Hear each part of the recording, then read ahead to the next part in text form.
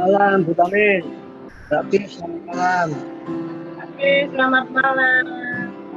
Vitamin, selamat malam. Halo Pak,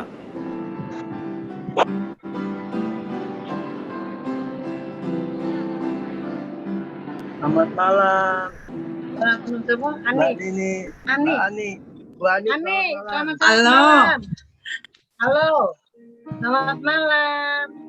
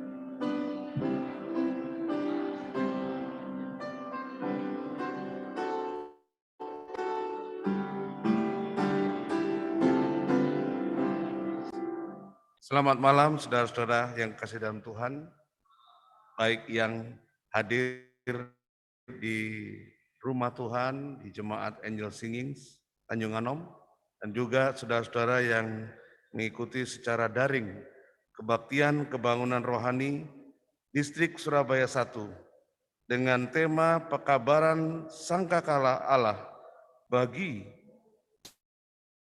umatnya di zaman akhir. Dan subjudul pada malam hari ini adalah sangkakala yang keempat. Pembicara kita adalah Pendeta Raymond Lohunuman yang akan membagikan pekabaran firman Tuhan pada malam hari ini. Sebelum kita akan melanjutkan, mari kita berdoa dalam hati kita.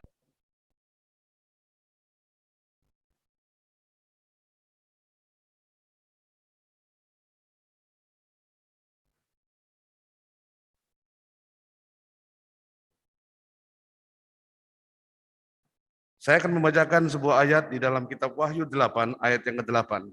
Demikian bunyi firman Tuhan.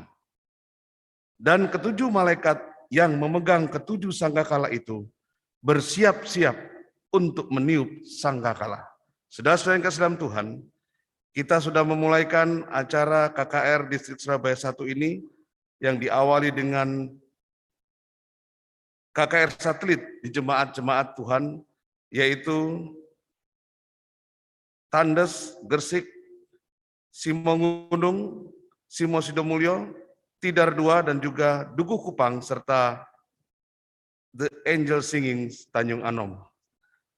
Susunan acara kita pada malam hari ini adalah sambutan oleh saya sendiri, lagu pujian, lagu buka 435, doa buka oleh Bapak Dedi Siaan, kemudian dilanjutkan lagu pujian, 2 lagu pujian berturut-turut.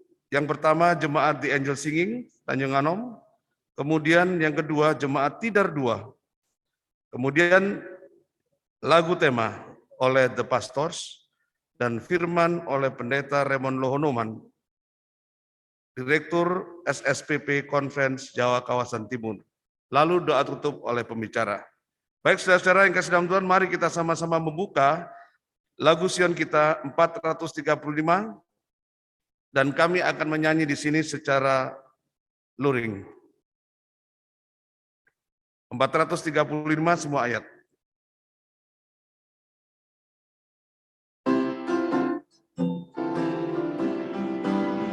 Kita sama-sama berdiri.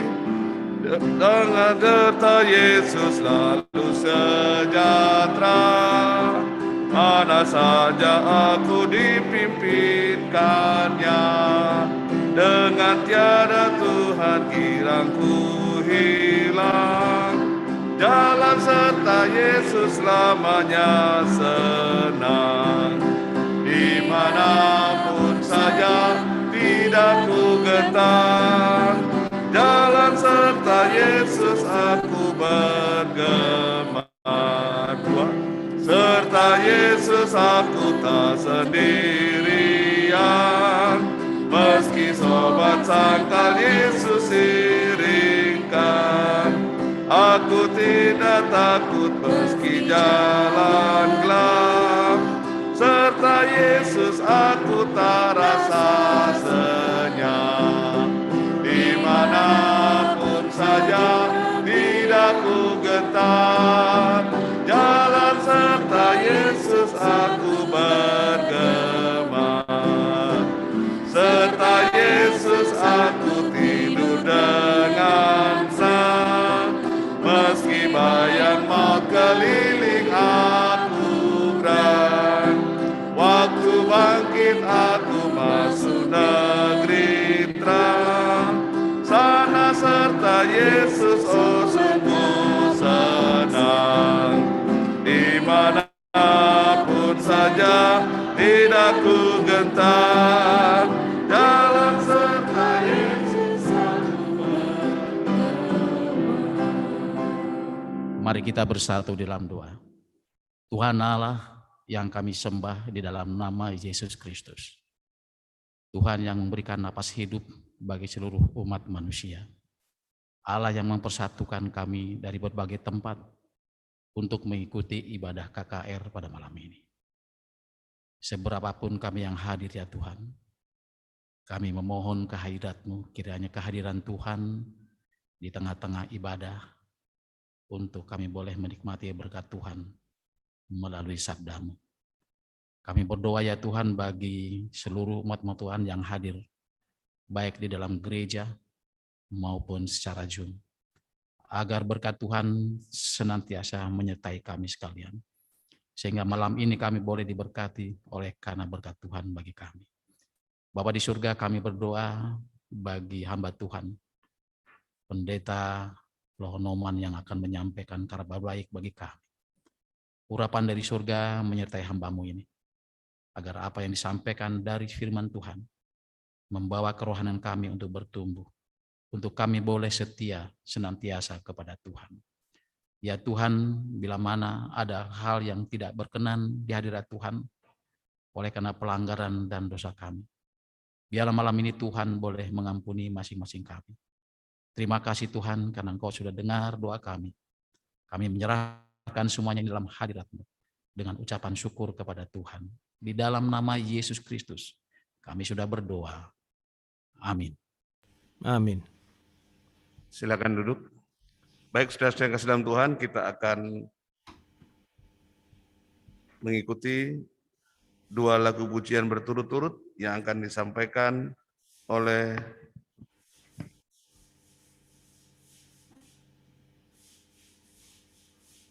Jemaat The Angel Singing dan Jemaat Tidar 2.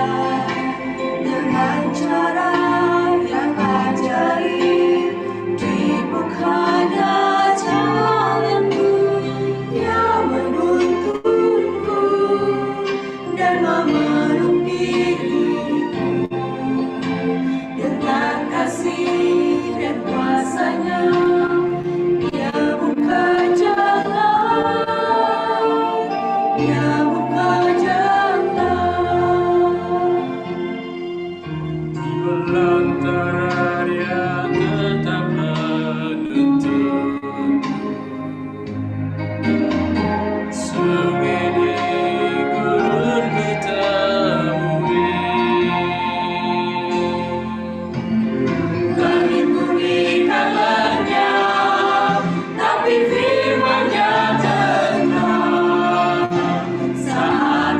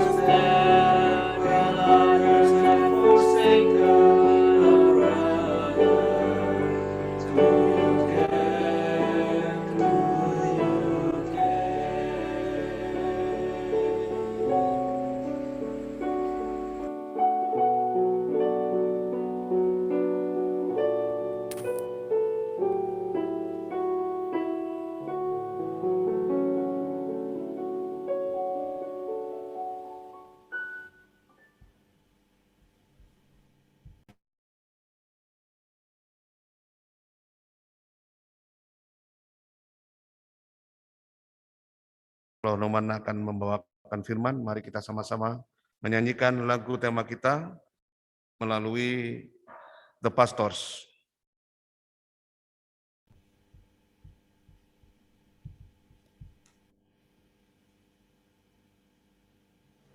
Bila trompet Allah berbunyi, akhir zaman tiba, hidup kekal dan mulia tersedia. Bila orang yang selamat dihimpunkan di sana, dan namaku kan dipanggil ke surga.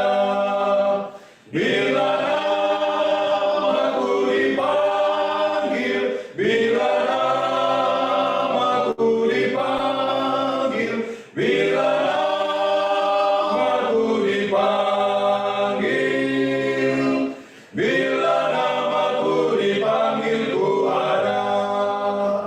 Bila namaku dipanggil, bila namaku dipanggil, bila namaku dipanggil, bila namaku dipanggil, ku ada.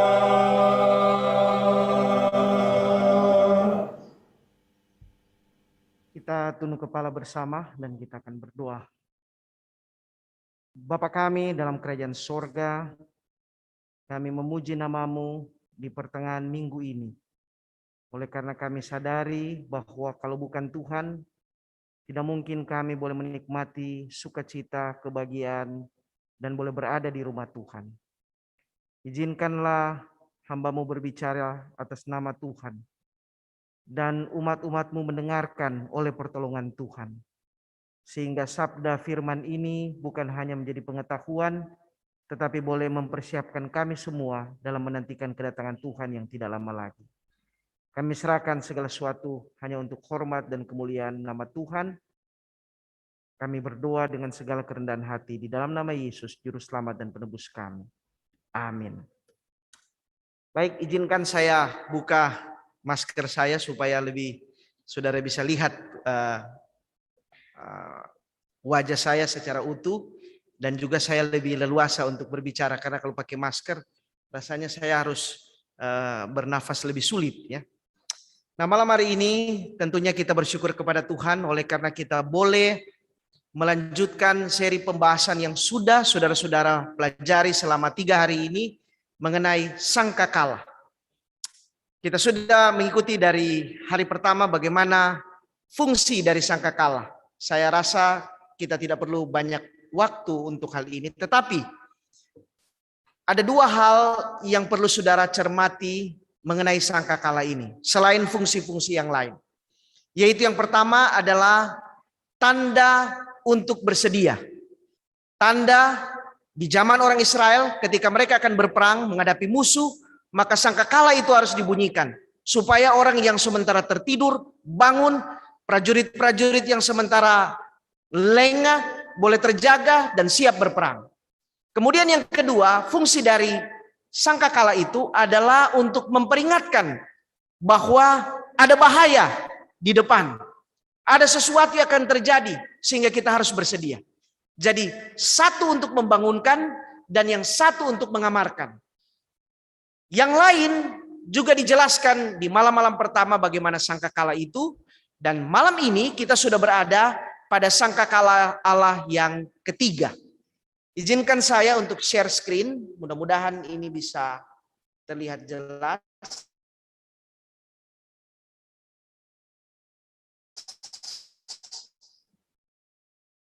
Kayak ini. Sebentar ya.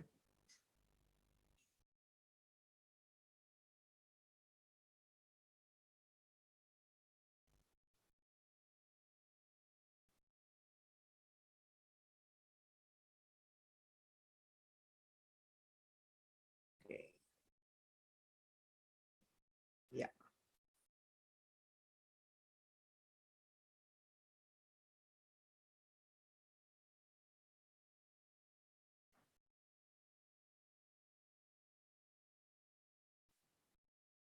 Oke, baik.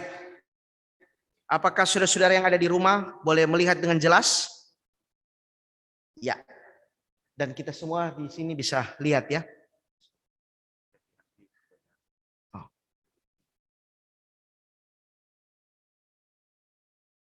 Oke. Ya. Baik. Nah, kita sekarang tiba pada sangkakala Allah yang keempat. Tadi malam kita sudah pelajari tentang sangkakala Allah yang ketiga. Di sangkakala yang ketiga tertulis di dalam Alkitab bahwa ada bintang besar yang jatuh menimpa bumi, kemudian itu membuat racun dan kepahitan bagi manusia. Tadi malam kita sudah banyak mempelajarinya, dan berdasarkan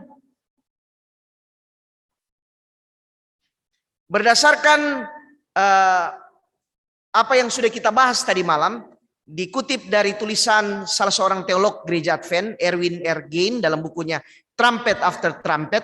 Jadi sangkakala Allah ketiga itu merujuk kepada periode setelah rasul-rasul mangkat atau post apostolic period.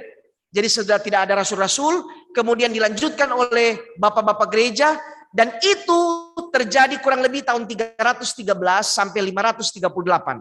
Atau pada waktu periode yang disebut di dalam 7 jemaat, periode jemaat Pergamus. Dan itu kita sudah bahas banyak tadi malam, bahwa mulai periode itulah maka terjadi degradasi kebenaran Alkitab. Seperti kita ketahui, berbicara tahun 300-an, maka ada nama yang sangat terkenal. Tadi malam kita sudah bahas banyak. Siapa itu? Konstantinus. Konstantinus yang merupakan kaisar yang memerintah Roma. Dialah yang mengubah banyak hal, bukan hanya secara sipil, tetapi dia mengubah hari Sabat, mengubah jalannya kekristenan yang tadinya dianiaya menjadi pemimpin di dalam masyarakat, bahkan diberikan banyak kebebasan. Tetapi di sisi yang lain, mulai pada periode itulah filsafat-filsafat kafir Yunani itu masuk ke dalam gereja. Jadi sangkakala yang ketiga itu merujuk kepada tahun-tahun di mana kekristenan itu mulai mengalami kebobrokan, degradasi. Pada periode inilah muncul pemerintahan gereja yang kita kenal dengan kepausan. Saya tidak berbicara yang buruk di sini, tetapi saya membicarakan tentang fakta sejarah yang pernah terjadi di dalam sejarah kekristenan. Jadi periode Pergamus ini boleh disebut adalah periode kompromi. Kenapa? Karena semua hal yang tadinya ditolak oleh Kristen menjadi oke, mari asal yang penting kita sama-sama. Berbakti hari yang lain, boleh yang penting kita sama-sama. Makan yang lain, boleh yang penting kita sama-sama. Saya mau kasih tahu sebelum lanjut. Spirit ini sekarang sementara ada di seluruh kekristenan di muka bumi ini. Loh, dari mana? Saudara mengenal istilah oikumene. Sudah tahu apa spirit dari oikumene? Apa spiritnya? Kebersamaan. Semua doktrin diabaikan. Yang dikedepankan adalah kebersamaan. Dan oikumene ini mengikat seluruh kekristenan di muka bumi ini. Di Indonesia juga termasuk. Nah, tadi saya sudah bicara panjang, maksudnya pendahuluan tentang bagaimana Konstantin the Great atau Konstantinus Agung itu bekerja ya. Dimulai dari dia mengeluarkan Edik Milano, yaitu kebebasan untuk kekristenan. Kemudian dia robah undang-undang dari hari Sabtu ke hari Minggu. Kemudian dia menjadi penguasa untuk seluruh Roma.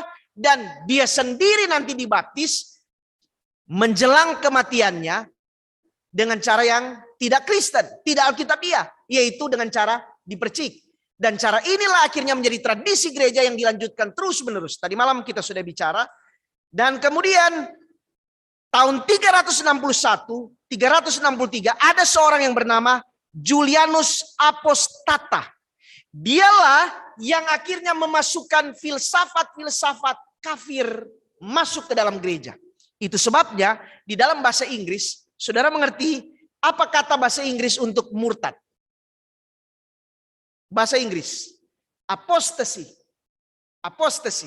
Dari mana kata itu datang? Dari ini. Dari seorang yang bernama Julianus Apostata. Karena dialah yang mengubah banyak konsep Kristen.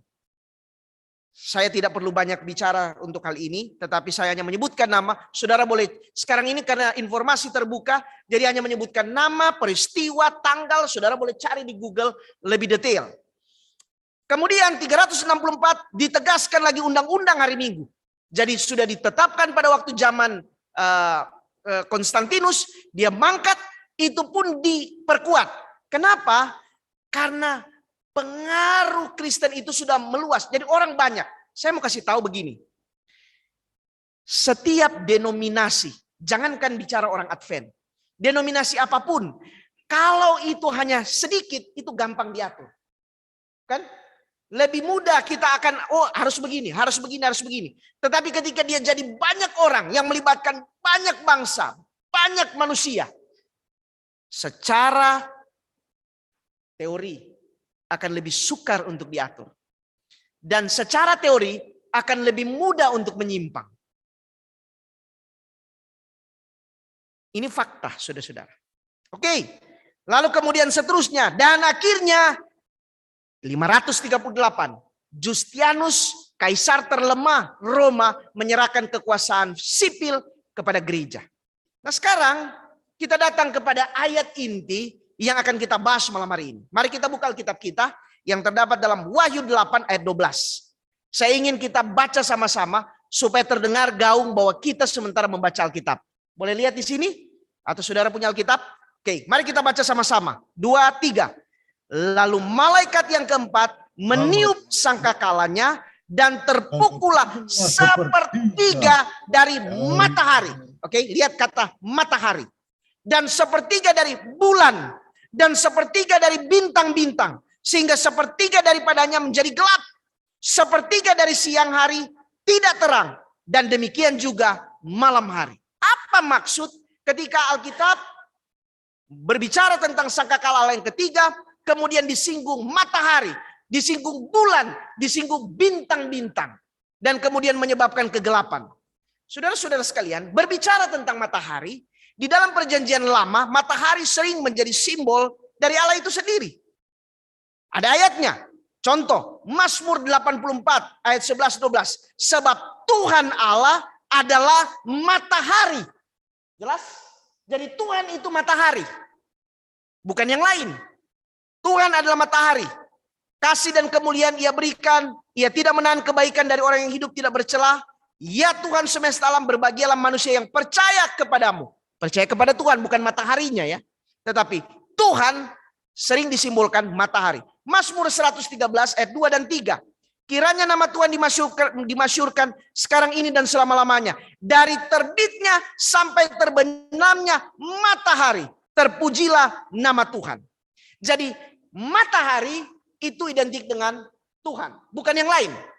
Sementara walaupun demikian, dalam budaya kuno, orang Mesir, orang Babylon kuno, Yunani, Roma, mereka juga menganggap matahari itu ilah sesembahan mereka. Jadi bedakan di sini. Allah yang dianggap matahari dan matahari itu sendiri yang disembah sebagai Allah. Saudara boleh mengerti bedanya ya? Matahari yang dijadikan Allah itu bukan Allah, tapi mataharinya yang objeknya adalah matahari. Sementara Allah yang disimbolkan matahari, Allahnya yang objek. Oke? Sebentar saya akan memberikan penjelasan. Nah, lebih jauh lagi. Kita tahu di dalam buku Kejadian pasal 1 ayat 1 sampai 5 disebutkan bahwa pada mulanya bumi ini gelap gulita. Kemudian Allah turun di sana dan Allah menjadikan langit dan bumi, dia ciptakan terang lebih dahulu. Jadi terang itu identik dengan Allah. Ketika bumi tidak ada Allah, bumi itu gelap. Begitu Allah masuk ke bumi yang tidak berbentuk ini, maka terjadilah sesuatu dari yang tidak ada menjadi ada. Tetapi semua dimulai dari terang, yaitu Allah sendiri. Allah berfirman, jadilah terang. Lalu terang itu jadi. Jadi terang itu identik dengan Allah. Matahari itu identik dengan Allah. Jadi ayat di atas jelas bahwa sumber terang dan pencipta terang itu adalah Allah sendiri. Terang di sini bisa berarti satu, keadaan yang ada cahaya secara fisikal, Jadi sesuatu yang gelap kemudian terang itu masuk. Cahaya, terang itu juga bisa berarti kehadiran hadirat Allah. Jadi pada waktu Allah datang maka ada terang. Terang juga itu bisa berarti kebenaran Allah yang sesungguhnya. Di mana ada Allah dan kebenarannya pasti ada terang. Dan sebaliknya jika tidak ada Allah tidak ada terang. Walaupun manusia berusaha untuk menciptakan terang. Jadi Allah itu terang. Tidak ada terang yang lain.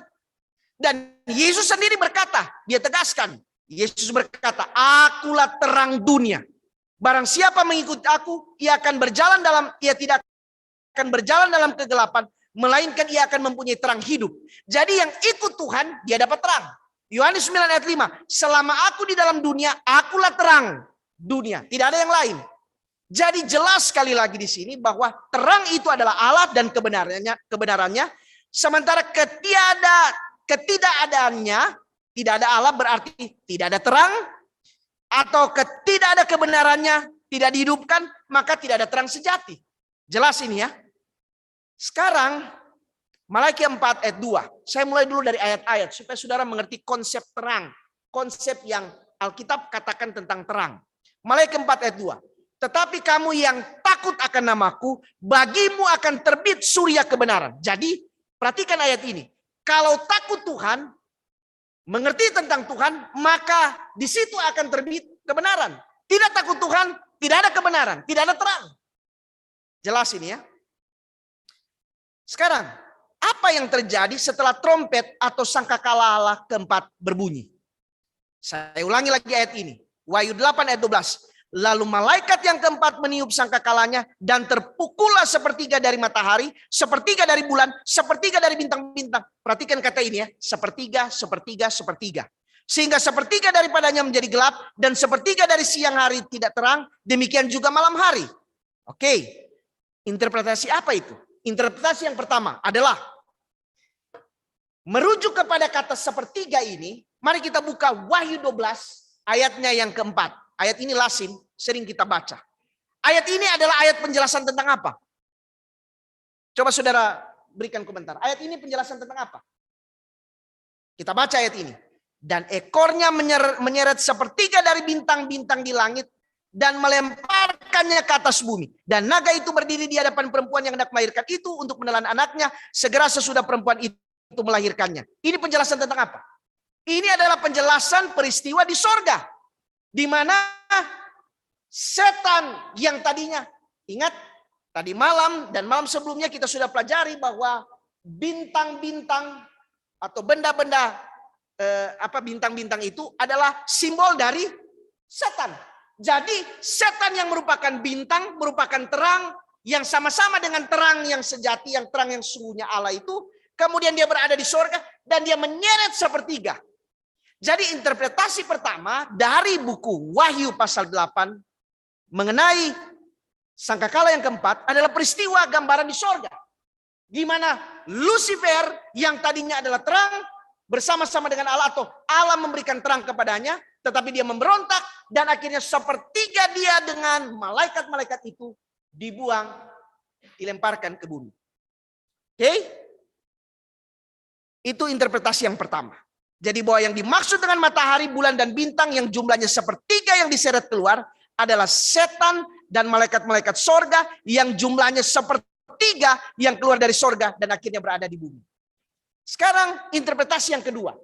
Kita tidak banyak interpretasi. Ada banyak interpretasi tapi saya tidak mau membingungkan saudara. Saya hanya mau apa yang gereja kita percayai. Interpretasi yang kedua, saya ambil dari buku Marvin Maxwell di dalam buku God Cares volume 2. Dia bilang begini, the fourth trumpet parallels the letter to the Thyatira. Jadi trompet atau sangkakala yang keempat itu paralel dengan jemaat yang keempat. Jemaat mana itu? Thyatira. Saya pernah membahas di sini panjang tentang Thyatira. Dari seluruh jemaat, ketujuh jemaat, periode yang paling panjang itu adalah periode Thyatira. Dan apa yang saudara mengerti tentang Thyatira? Itulah era the dark of ages atau zaman kegelapan.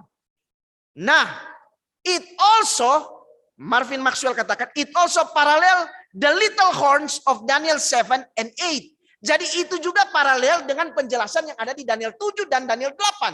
Apa yang dijelaskan dalam Daniel 7 dan Daniel 8? Tanduk kecil. Tanduk kecil. Jadi ini adalah era di mana tanduk kecil itu berkuasa. Nah, berbicara tentang tanduk kecil, saya pikir hampir semua orang Advent itu hafal. Di luar kepala. Ketika berbicara tentang the dark of ages atau zaman kegelapan, orang Advent tahu persis bagaimana kisah-kisah yang terjadi di sana. Tetapi saya mau katakan, ini bukan pekabaran hanya untuk orang Advent. Atau ini bukan hanya sesuatu yang terjadi yang diketahui oleh orang Advent. Ini adalah peristiwa global yang terjadi di dalam sejarah umat manusia. Sehingga semua orang harus tahu. Karena ini fakta sejarah. Bukan dibuat-buat. Tetapi pernah terjadi. Sudah terjadi. Oke, saya sedikit mengulangi di sini. Coba saudara perhatikan di sini ya. Ini jemaat Efesus. Ini adalah era murni di mana jemaat itu tidak bercampur dengan yang lain. Murni. Kemudian datang jemaat Smyrna. Ini adalah jemaat atau periode di mana kekristenan itu dianiaya luar biasa. Oh, kalau bicara tentang penganiayaan luar biasa, saudara-saudara.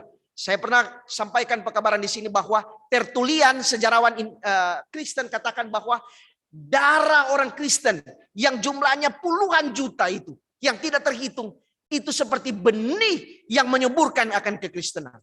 Jadi kekristenan itu bukan dimulai dengan kesenangan, tapi kekristenan itu dimulai dengan darah, dengan banyak penderitaan.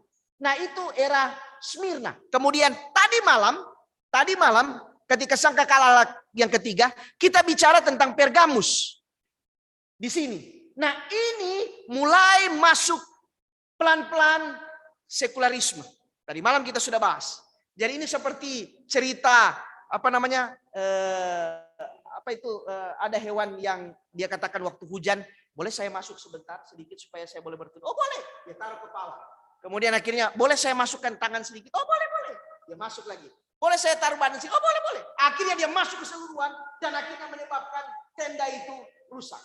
Begitulah yang terjadi di era Pergamus. Jadi awalnya masuk pelan-pelan, akhirnya lama-lama seperti itu. Dan kemudian dilanjutkan dengan era Tiatira. Nah, Tiatira inilah era yang disebut supremasi gereja. Kenapa? Karena semua aspek hidup umat manusia, khususnya di Eropa, dunia waktu itu diukur dari Eropa dan Asia. Maka itu dikuasai oleh gereja. Siapa yang jadi raja, di mana menentukan batas, ekspansi, dan lain sebagainya, semua ditentukan oleh gereja. Ini adalah era supremasi gereja. Tahun 538, 15, 17. Inilah yang dijuluki sebagai wabah penyakit mematikan. Wahyu 6 ayat 7 dan 8. Ini penyakit yang mematikan. Jadi bukan corona, bukan COVID. Wabah yang mengerikan adalah ketika kebenaran itu hilang. Saudara-saudara, hari ini kita hidup di era yang mematikan COVID itu. Tetapi ini bukan mematikan. Karena kebenaran itu ada. Banyak orang yang mati, tetapi dia mati di dalam kebenaran. Tetapi di waktu jemaat Tiatira, banyak orang yang mati tanpa tahu kebenaran.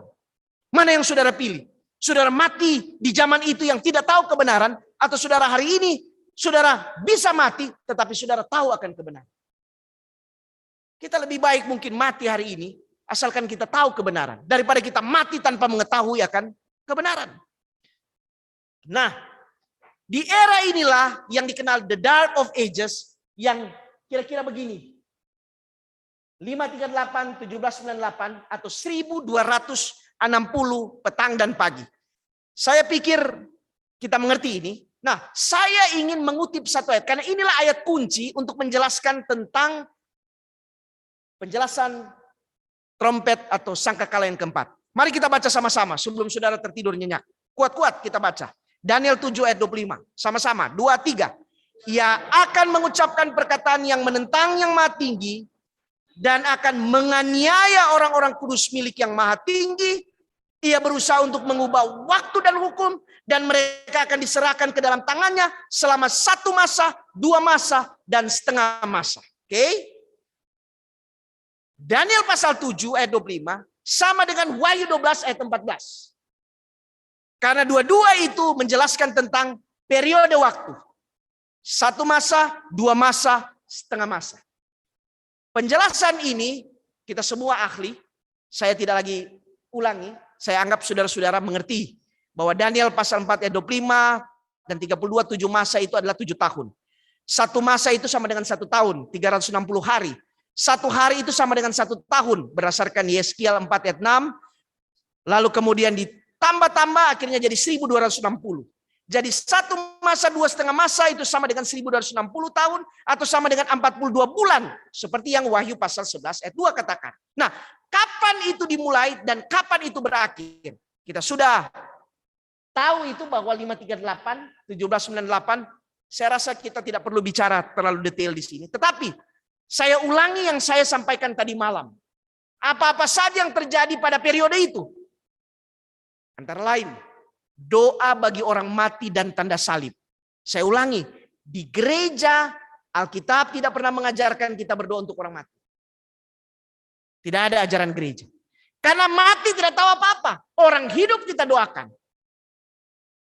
Tapi di Jawa sini sering dibuat acara untuk doa arwah.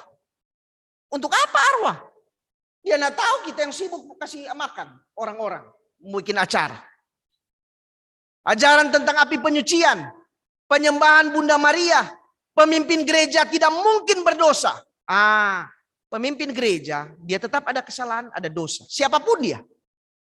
Jadi tidak ada hal di mana mengatakan bahwa tidak berdosa. Tapi gereja pernah menegaskan. Kenapa? Karena itu untuk protek kelembagaan gereja. Cium kaki pemimpin gereja sebagai langkah pengampunan dosa. Baptisan dengan cara percik, lonceng. Penyembahan kepada salib, patung orang suci, peninggalan orang suci. Saya sudah katakan bahwa di Filipina, kalau saudara lewat di jalan, saudara naik bus, kemudian saudara lihat di gereja Katolik, maka waktu lewat di jalan itu, secara serentak saudara akan lihat seluruh penumpang. Asalkan dia orang Katolik, dia akan gitu. Pasti itu. Spontan. Dan di semua mobil-mobil mereka, itu selalu saudara akan lihat ada patung di depan. Karena mereka percaya kalau tidak ada patung itu, bisa celaka mobil itu. Sampai sebegitu kuat keyakinan mereka. Di daerah Manila, ada satu daerah di pasar, dekat pasar. Di situ ada patung yang besar. Dan saya perhatikan patung itu, waktu itu ya, itu kakinya hampir mau rusak. Saya tanya, kenapa seperti ini? Oh, bagaimana merusak? Semua orang datang cium-cium. Cium-cium seperti itu. Semua orang datang cium situ. Aduh, saya percaya banyak yang terjangkit corona gara-gara cium-cium itu sekarang ya. Saudara bisa bayangkan betapa kuatnya ajaran ini. Baptisan, penyembahan salib orang suci. Pemujaan bagi orang-orang yang kudus yang dianggap sebagai penolong. Oh ya, semua orang yang baik, yang mereka anggap baik, kalau mati, maka mereka akan bilang, ini jadikan santo. Saya tidak tahu kalau pendeta Tambunan kalau mati kita akan jadikan santo atau enggak ya. Karena kita anggap baik di gereja ini. Kalau terjadi sesuatu, santo Tambunan. Wah, luar biasa ya. Hidup selibat, tidak kawin. Wah, mana tahan orang-orang. Padahal ada waktu lalu Alberto Rivera ada satu buku yang dia tulis. Saya nggak tahu dulu Opung ada mungkin Alberto Rivera. Itu dalam bentuk komik. Alberto Rivera pernah cerita bahwa ada beberapa tempat apa itu kalau tempat biara-biara, maka tempat biarawati dan biara itu ada terowongan yang menghubungkan mereka, di mana sebenarnya para biarawan itu mereka berhubungan di dalam terowongan itu, dan kalau terjadi sesuatu itu diaborsi dan hanya dibuang di situ. Alberto Rivera ungkapkan ini. Sampai akhirnya Alberto Rivera ini dikejar-kejar. Kemudian pemujaan kepada orang kudus. Rosario, doa tasbih. Ini seperti orang Hindu. Penjualan surat pengampunan dosa. Alkitab dianggap sebagai buku terlarang. Dan tidak ada buku Alkitab selama kurang lebih 1260 tahun. Dan kemudian di Alkitab sendiri ditambah dengan apokripa. Nah, tadi kita bicara tentang surat pengampunan dosa. Di mana ini sebenarnya hanyalah akal-akalan. Saya katakan kenapa akal-akalan? Karena sebenarnya tujuannya itu hanya untuk cari uang. Paus Leo ke-10 dengan uskup agung dari Mainz. Mereka minta uang kepada umat, kemudian akhirnya dijuallah surat pengampunan dosa, dan hasil dari penjualan itulah dibuat akan gedung ini, yaitu Basilika Santo Petrus. Kemudian pemujaan kepada orang-orang suci. Padahal Alkitab dengan jelas katakan, jangan ada padamu Allah lain daripadaku. Jangan menyembah patung apapun. Tetapi di depan katedral ini, patung orang-orang suci dibuat di sana. Dan disembah. Oke, saya ulangi lagi. Mari kita baca sama-sama. 2, 3. Ia akan mengucapkan perkataan yang menentang yang Maha Tinggi, akan menganiaya orang-orang kudus milik yang Maha Tinggi, berusaha untuk mengubah waktu dan hukum, dan mereka akan diserahkan ke dalam tangannya selama 1 masa, 2 masa, dan setengah masa. Saya mau kasih tahu. Tahun 79, Pompei hancur karena letusan Gunung Vesuvius. Ini lebih parah daripada apa yang terjadi di kampung halaman Pendeta Sinuaji. Di Brastagi sana ya. Gunung apa itu? Sinabung. Iya. Karena kurang lebih 16.000 kalau tidak salah di dalam sejarah ini terjadi. Dan pada waktu gedung Pompei ini runtuh oleh karena, coba saudara bayangkan, ini lava panas ini datang itu per detik 1,5 juta ton, 1,5 juta ton. Jadi dia naik kurang lebih 35.000 di atas di langit ke atas, kemudian dia turun dengan tiba-tiba sebesar sebanyak 1,5 juta ton per detik. Bagaimana orang nak mau mati? Nah, sesungguhnya kota Pompei ini tahun 62 pernah terjadi seperti ini.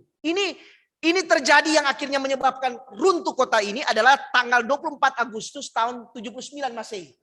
Nah, beberapa tahun sebelumnya tahun 62 sempat. Lalu kemudian orang coba nanti tahun 1700-an kemudian diadakan penggalian arkeologi, kemudian mereka lihat. Saudara boleh cek di Google, saudara boleh cek di YouTube.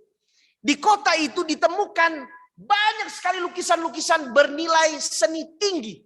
Padahal itu tahun 79. Itu bukan tahun 1800-an ketika pelukis-pelukis terkenal atau 1700-an. Ada Van Gogh atau ada yang lain-lain. Ini tahun-tahun 79. Tapi lukisannya bagus sekali.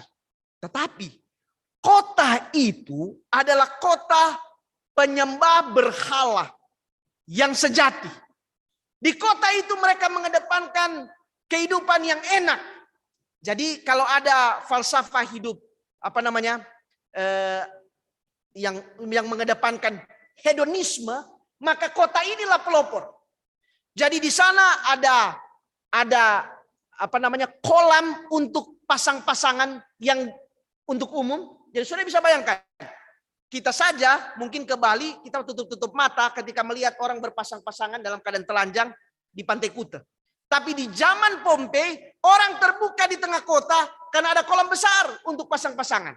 Ada tempat dansa, ada tempat-tempat yang hiburan lainnya. Pokoknya inilah kota yang berfalsafah hidup hedonis. Dan satu kali ketika diadakan penggalian, ditemukanlah mural. Mural ini adalah lukisan dinding. Lukisan dinding. Kemudian ditulis di sana, it is a Sunday, a holiday. Lalu kemudian dicoba ditelusuri. Maka didapatilah ternyata penduduk kota Pompei adalah orang-orang yang doyan menyembah matahari. Jadi penduduk Pompei adalah orang-orang penyembah matahari. Dia sebutkan di situ, itu adalah Sunday, hari matahari. Jadi ternyata orang Pompei setiap hari Minggu, Sunday itu mereka berbakti untuk menyembah matahari. Dan apa yang matahari buat untuk menahan malapetaka yang terjadi di kota itu? Tidak ada. Matahari tidak bisa. Sejarawan yang menceritakan tentang Pompei menceritakan pada waktu gunung itu meletus, kemudian lava itu atau apa yang naik ke atas, maka kota itu seperti hitam pekat, tidak terlihat sama sekali. Di mana kuasa matahari? Tidak ada. Padahal mereka adalah penyembah matahari. Pompei menjadi saksi tahun 79. Tidak ada gunanya menyembah matahari. Dalam sejarah, Konstantinus 2 kali buat keputusan. Yang selalu kita baca dan selalu kita sampaikan pada waktu khotbah-khotbah, bahwa keputusan tentang perubahan hari Minggu itu tanggal 3 Maret. Sebenarnya dalam sejarah itu 2 kali harus diputuskan. Yaitu tanggal 3 Maret dan 3 Juli tahun 321. Kenapa? Pernah tanya kenapa? Karena waktu itu terjadi tarik ulur.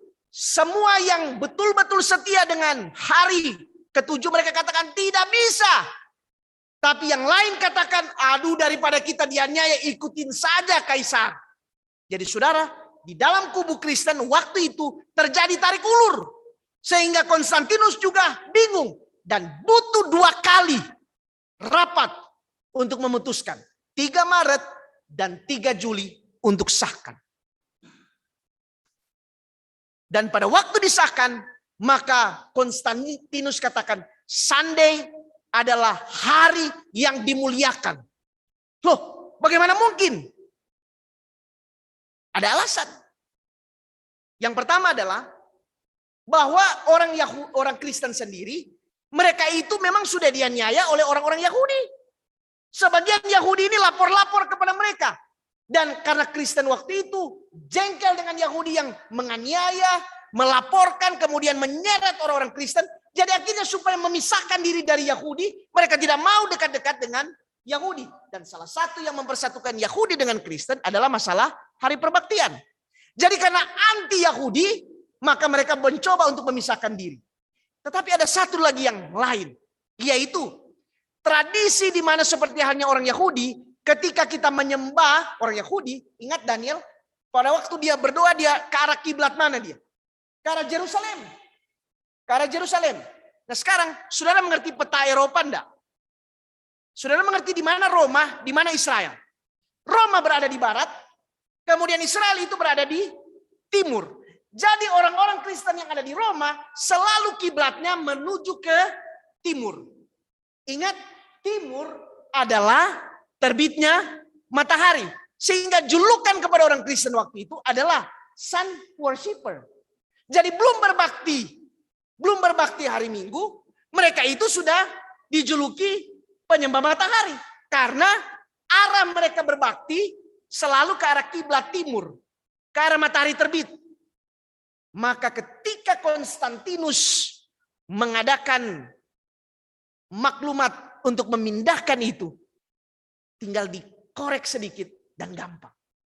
Saya mau kasih tahu bahwa di dunia ini ada 2 aliran, konservatif radikal dan liberal. Oke, konservatif radikal dan liberal. Di tengah itu adalah moderat. Di gereja, di agama manapun selalu ada begini, konservatif, bahkan arah ke radikal, dan yang liberal. Saudara yang mana? Saudara mungkin katakan kami tidak liberal.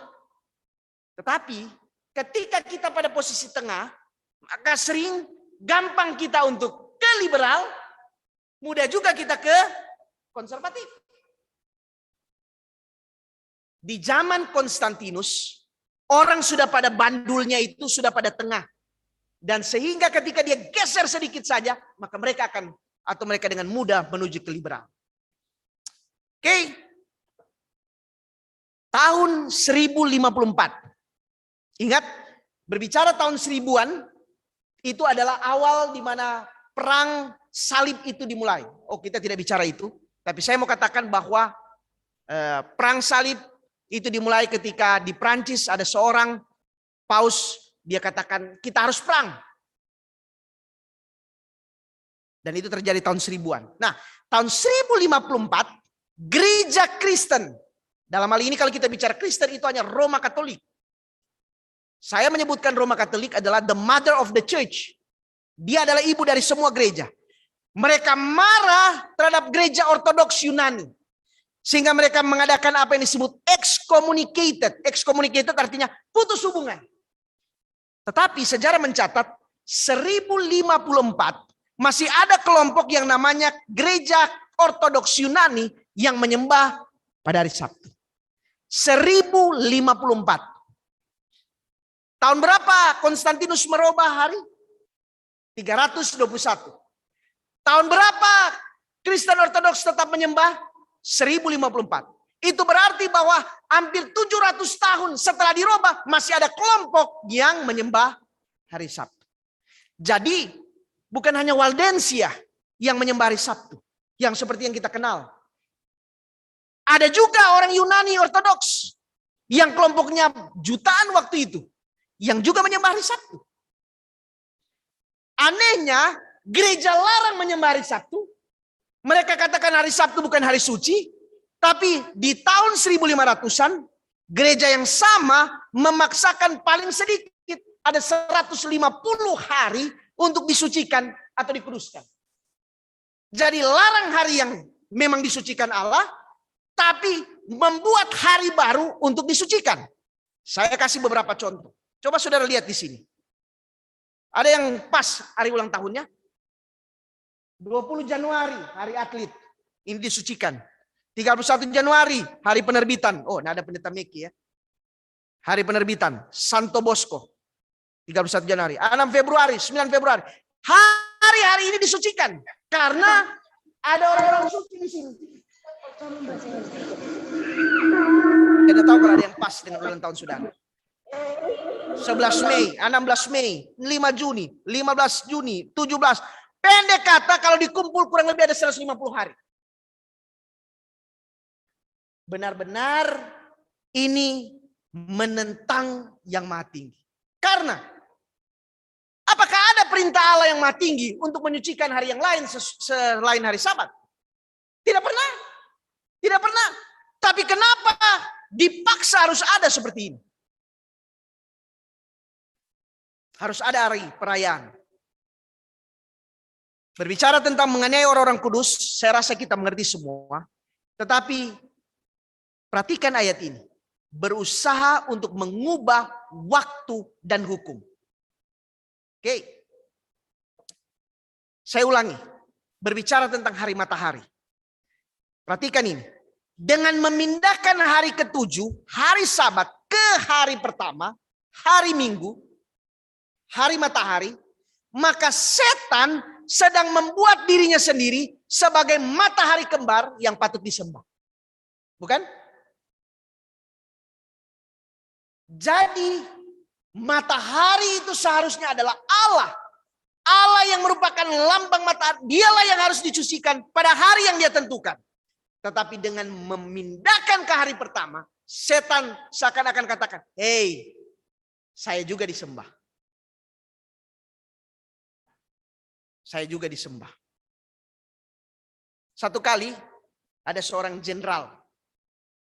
Kemudian aturan dalam militer selalu tetapkan. Kalau prajurit ketemu jenderal maka dia harus hormat. Ketentuan ini hanya berlaku kepada bapak jenderal. Tapi tidak berlaku kepada ibu jenderal. Tapi satu kali ada ibu yang juga rasa, loh kok cuma suami saya selalu dihormat-hormat.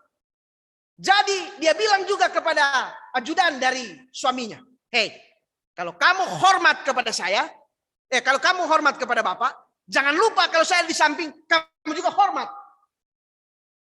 Suaminya yang adalah pemimpin di entah Kodam atau bukan Kodam, apa namanya? Ya, dia adalah jabatan tinggi jenderal, tapi saya tidak tahu jabatan apa. Jadi waktu itu berdirilah suaminya, kemudian ajudannya ini hormat.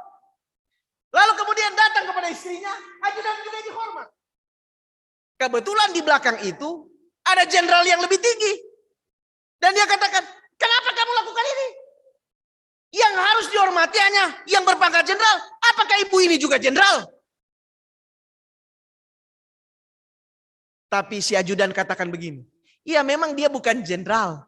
Tapi dia lebih galak dari jenderal." Nah, kadang-kadang saudara-saudara ada istri-istri yang lebih galak dari suaminya ya. Sehingga orang harus hormat juga. Atau kalau tidak hormat kepada istrinya, wah bisa bahaya. Saudara-saudara, setan bukan jenderal. Setan bukan pemimpin. Tapi kenapa juga harus dihormati? Dan logika itulah yang dia tuntut kepada manusia. Kamu hormat sana, hormat juga kepada saya. Jadi orang hormat pada hari Sabtu, hormat juga pada hari Minggu. Tidak ada catatan Alkitab untuk menghormati dua Tuhan. Tidak ada. Sekali lagi saya mau katakan sesuatu yang penting. Sejak dari zaman Mesir, saat Musa menulis buku Kejadian, Keluaran, Imamat, Bilangan, Ulangan, Musa mencoba meyakinkan pembacanya, yakni orang Israel, bahwa matahari itu adalah ciptaan, bukan pencipta. Itu sebabnya kenapa di Kejadian pasal 1, di hari keempat disebutkan di sana matahari, bulan, dan bintang. Kenapa Musa harus cantumkan di sana? Memang mungkin secara saintis orang boleh katakan matahari itu bukan datang pada waktu hari keempat. Barangkali itu sudah ada tetapi disingkapkan. Tetapi kenapa Musa harus taruh di sana? Musa taruh di sana untuk meyakinkan pembaca khususnya orang Israel bahwa ingat baik-baik orang Israel, ingat baik-baik umat Tuhan. Itu matahari itu hanya ciptaan. Dia bukan Tuhan. Jadi tidak perlu sembah. Dan kemudian setelah 6 hari Musa taruh di hari ke-7 mengenai Sabat. Pada hari itu Allah berhenti, Allah menguduskan, dan Allah memberkati. Dia hanya taruh itu pada hari ke-7. Dengan kata lain Musa katakan, yang lain itu bukan Tuhan. Musa taruh, dia tulis hari ke-6 binatang-binatang itu diciptakan. Tapi Allah tidak berhenti waktu itu. Itu untuk memberikan kesan kepada orang Israel yang hidup di tengah-tengah masyarakat Mesir, yang biasanya menyembah binatang, menyembah dewa katak heket, dewi katak heket, atau menyembah singa, menyembah lembu yang dijadikan patung kemudian disembah. Musa mau mengatakan bahwa ini semuanya ciptaan, tidak perlu disembah. Itu sebabnya penciptaan matahari, bulan, dan bintang ditulis Musa di hari keempat, agar orang Israel menyadari bahwa Tuhan Israel lah yang menciptakan. Bukan seperti konsep Mesir, di mana matahari harus disembah. Saya ulangi. Mazmur 84 ayat 11-12. Tuhan adalah matahari. Jadi Tuhan, bukan matahari itu yang Tuhan. Kejadian 1 ayat 1-5. Tanpa Tuhan tidak ada matahari, tidak ada terang. Dan Yesus sendiri menegaskan, akulah terang dunia. Tidak ada yang lain. Dalam perjanjian baru, saya ulangi lagi kepada saudara-saudara. Beberapa kali ada catatan mengenai penyembuhan pada hari apa? Sabat. Saya mau tanya, adakah catatan istimewa? Walaupun saya yakini Yesus pernah menyembuhkan orang pada hari Minggu. Tetapi adakah catatan khusus di mana ada di dalam perjanjian baru Allah menulis bahwa pada hari Minggu secara istimewa Tuhan menyembuhkan orang? Walaupun ada, tetapi tidak ada seperti catatan ketika Allah menyembuhkan orang pada hari Sabat di Bethesda yang 38 tahun. Menyembuhkan orang pada hari Sabat yang lumpuh, yang buta dan lain sebagainya. Pada hari Sabat. Dengan kata lain, bahwa Yesus mau mengatakan kepada semua pembaca, ini loh, hari yang benar-benar berkat itu hari Sabat, bukan hari yang lain. Hanya Yesus dan hanya pada Yesus ada kesembuhan pada hari Sabat.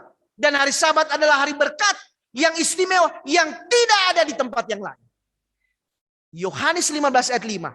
Di luar aku kamu tidak dapat berbuat apa-apa. Dengan kata lain, saya mau katakan, setan melalui memindahkan hari ke-7 ke hari pertama, mencoba membuat matahari tandingan untuk disembah. Tetapi dia hanya sanggup memindahkan, tapi tidak sanggup untuk memberkati. Oke? Dia hanya bisa membuat indah, tetapi tidak ada berkat di dalamnya. Tidak ada mujizat di dalamnya. Tidak ada kuasa di dalamnya.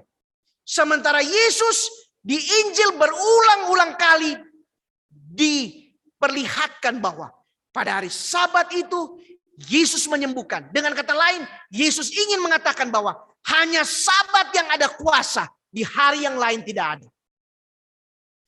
Saudara-saudara sekalian, Daniel 7 ayat 25.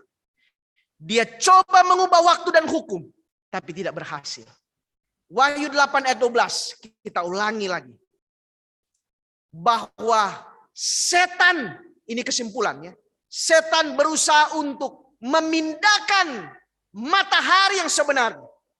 Tetapi yang terjadi adalah justru kegelapan, entah itu siang, entah itu malam. Dan yang terjadi adalah selama periode 1260. Kenapa itu disebut kegelapan? Karena pada waktu itu tidak ada Sabat. Tidak ada orang menyucikan Sabat. Seperti halnya Kristen mula-mula. Memang benar ada Kristen Ortodoks Yunani. Ada orang-orang Waldensia. Tapi mereka ada di ujung-ujung sana. Sementara mayoritas Kristen di abad ke-8 itu. Sementara menyembah pada hari pertama. Hari matahari. Buatan setan. Saya tutup dengan kisah ini. Sebelum kita akhiri pembahasan pada malam hari ini. Satu kali saya dari satu kota di Seattle, Amerika. Kemudian berangkat menuju ke California. Malam itu saya ketemu dengan sahabat saya. Kemudian kami cerita sampai tengah malam bahkan hampir subuh. Jadi waktu pagi ketika saya terbang, saya rasa ngantuk luar biasa. Dan saya pikir nanti kalau saya di atas pesawat, begitu saya duduk, saya akan tidur. Kemudian saya nak pusing lagi dengan orang, kan dia juga bukan siapa-siapa, saya nak kenal juga, yang penting saya duduk, sudah selesai. Jadi saya ambil posisi, saya di ujung sini, kemudian ada satu bapak, ada satu ibu. Jadi saya ada di pinggir jendela. Saya sengaja ambil di jendela supaya saya boleh lihat di jendela, pura-pura lihat sana, padahal saya tidur. Ya. Jadi saya sudah posisikan begitu. Lalu saya sudah duduk, ada seorang ibu duduk di sana, orang bule. Lalu tiba-tiba datang seorang bapak, orang Chinese. Duduk di tengah-tengah kami.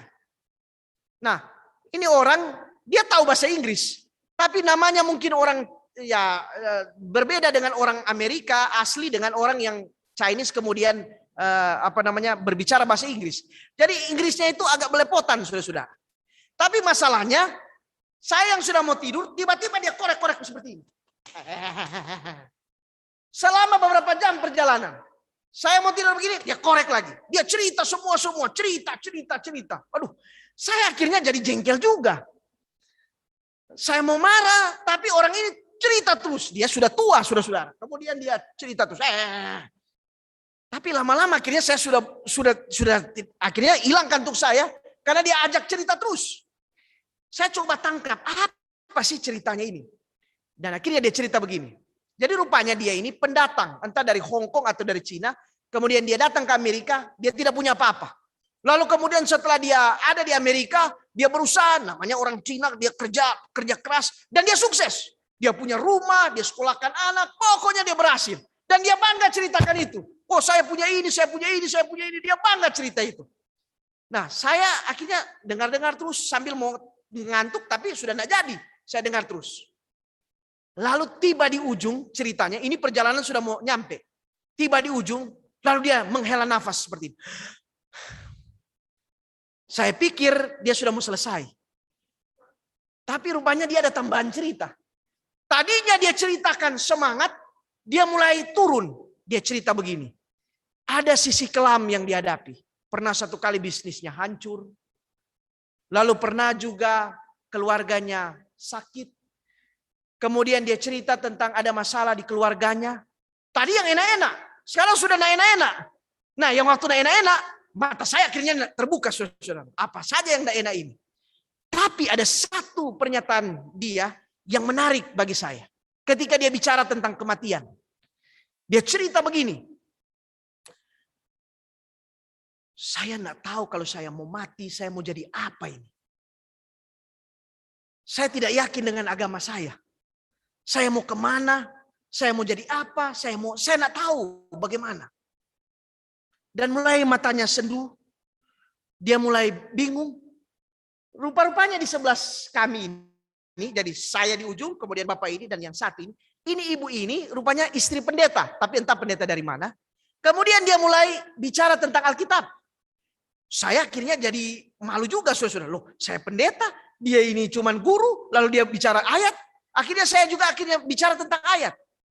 Dan akhirnya kami sama-sama, kami berdua saling mengisi, kemudian mengatakan kepada Bapak ini, bahwa sesungguhnya tidak ada harapan bagi mereka yang tidak percaya Kristus. Dia bingung ketika dia bicara tentang Kristus. Dia bilang, ya saya tahu anak saya yang satu itu Kristen. Dia tahu tapi saya tidak ngerti tentang bagaimana Kristen itu. Lalu akhirnya kami menyampaikan tentang Kristen, kami katakan, lalu kemudian dia sempat katakan, oh saya sukses karena setiap hari saya bekerja, tidak ada hari saya berhenti.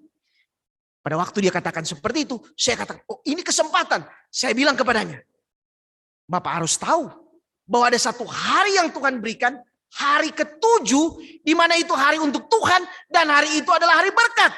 Jika Bapak langgar itu, tidak ada berkat. Dan saya mau kasih tahu kepada Bapak, kalau Bapak tidak menikmati berkat itu, maka jangan harap Bapak mati ada harapan. Begitu bilang tidak ada harapan, dia langsung melotot dan dia tanya terus. Dan disitulah saya menyampaikan tentang kebenaran Alkitab mengenai hari Sabat. Saudara-saudara sekalian, pada waktu kami turun dari pesawat itu, dia sempat mengajak saya untuk pergi ke rumahnya. Tapi siapa mau pergi ke rumahnya? Saya tidak kenal dia, saya tidak tahu di mana. Tetapi yang saya syukuri adalah hari itu dia boleh tahu tentang Yesus dan hari Sabat. Dan saya mau kasih tahu kepada kita semua malam hari ini.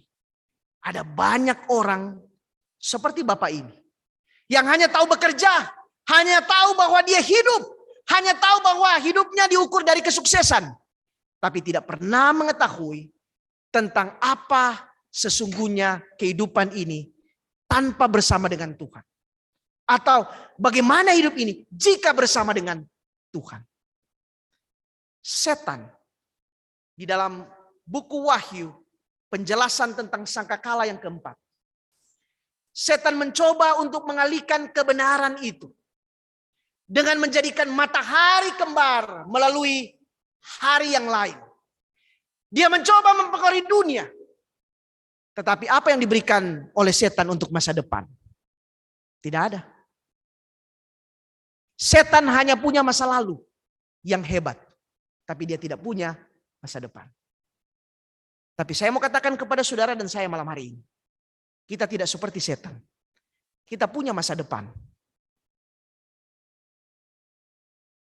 Kita akan punya masa depan kalau kita mengetahui Allah yang adalah matahari sesungguhnya dan berbakti pada hari yang sesungguhnya. Pekabaran setan mengenai hari yang lain itu adalah pekabaran palsu yang hanya menghibur tetapi tidak memberikan jaminan untuk masa depan dan kekekalan. Tetapi pekabaran Tuhan melalui hari Sabat adalah pekabaran kekal yang tidak hanya menyegarkan jiwa ketika kita berada di atas muka bumi ini. Tetapi memberikan jaminan bagi kita untuk keselamatan jika kita mati nanti. Hari ini semua orang takut mati. Tetapi ada pengharapan bagi semua kita yang menyucikan Sabat dan menghormati Tuhan dan kebenaran. Kalaupun kita mati, ada kekekalan yang menantikan kita. Amin. Untuk itu, biarlah kita sementara trompet yang keempat itu berbunyi, berkumandang, dan kita dengarkan, kita menyadari bahwa kita harus kembali kepada Sabat yang benar. Kepada hal yang sesuai dengan apa yang Tuhan inginkan. Sehingga kehidupan kita bukan hanya bermakna, diberkati, tetapi memiliki harapan untuk hidup yang kekal. Kita tunduk kepala dan kita berdoa. Bapa kami dalam kerajaan sorga, kami berterima kasih amaran Tuhan melalui sangkakala yang keempat. Benar, setan yang tadinya berada dalam kemuliaan sorga, turun ke dunia ini, dan kemudian mempengaruhi umat manusia. Setelah dia mempengaruhi sepertiga malaikat di sorga, dan akhirnya dibuang ke bumi. Dia berusaha juga untuk mempengaruhi umat manusia. Bahkan kami umat manusia yang hidup hari ini pun diupayakan untuk dipengaruhi. Tetapi kami berterima kasih Tuhan. Matahari yang sesungguhnya, yaitu Allah itu sendiri. Dan kebenaran-Mu mengingatkan kami kepada siapa kami harus berbakti dan menaruh hormat serta menaruh puji-pujian kami, yaitu hanya kepada Allah sendiri. Khususnya pada hari yang ketujuh, hari yang Tuhan asingkan, hari yang Tuhan tentukan, dan hari yang Tuhan jaminkan. Ada berkat, ada kekudusan, dan Allah memberkati hari perhentian itu. Tuhan, kami rindu, kami diberkati, kami disucikan, dan kami merasakan jamahan Tuhan. Biarlah setiap Sabat kami boleh menyucikannya dengan sungguh-sungguh. Sehingga Engkau datang, kami semua dapat diselamatkan. Hari ini Tuhan, dunia sementara menawarkan hal-hal yang lain, sehingga kami melupakan Sabat yang suci yang Tuhan berikan kepada kami. Dunia berusaha untuk memberikan matahari yang lain, guna untuk mengaburkan pandangan kami kepada matahari yang sesungguhnya, yaitu kebenaran Kristus. Ampuni kami Tuhan, bila mana kami lalai. Dan terima kasih jika malam hari ini Tuhan ingatkan kami untuk kebenaran yang penting ini.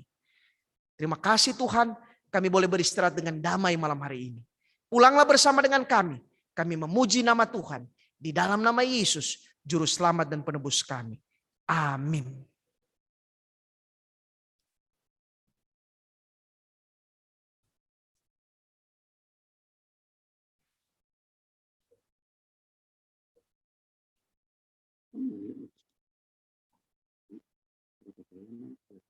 Kita mengucapkan terima kasih banyak kepada hamba Tuhan Pendeta Lohonoman yang telah memberikan pengupasan sangkakala yang keempat. Kami tetap mengundang besok malam di jam yang sama kita akan mengikuti lanjutan atau sambungan daripada seri pelajaran sangkakala yang keempat, yang kelima. Besok malam kami tetap mengundang kepada saudara-saudara yang kasih dalam Tuhan dan kami ucapkan selamat malam, sampai berjumpa besok di tempat yang sama di tempat ini. Tuhan memberkati kita. Amin.